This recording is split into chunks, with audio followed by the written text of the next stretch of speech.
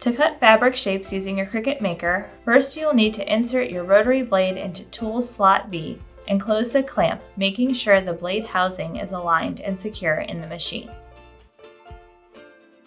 Next, we need to prepare our fabric. The rotary blade can cut through a wide variety of materials from thin, delicate fabrics up to felt and heavyweight denim.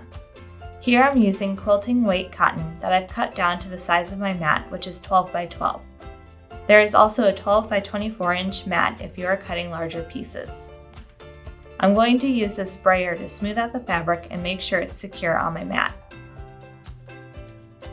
Now I'm going into Cricut Design Space where I have my shape to be cut out ready to go.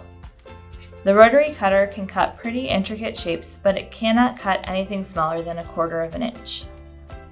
Once I'm happy with the size and shape, I'll click Make It, and will then need to choose cotton as my material.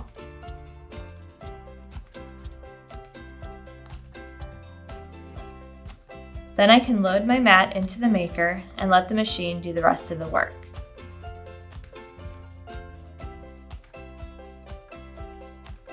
Once my cut is finished, I'm going to use these special tweezers to remove my fabric and also any loose threads that were left behind.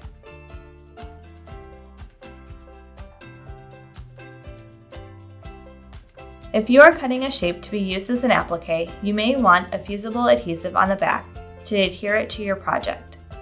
Cutting an applique follows similar steps as before, but first I'm going to iron on my fusible adhesive to the wrong side of my fabric.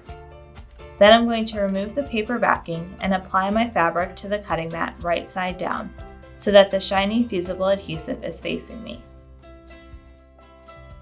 When I'm in Design Space and getting ready to cut, I want to make sure I mirror my image since I'm cutting it from the back.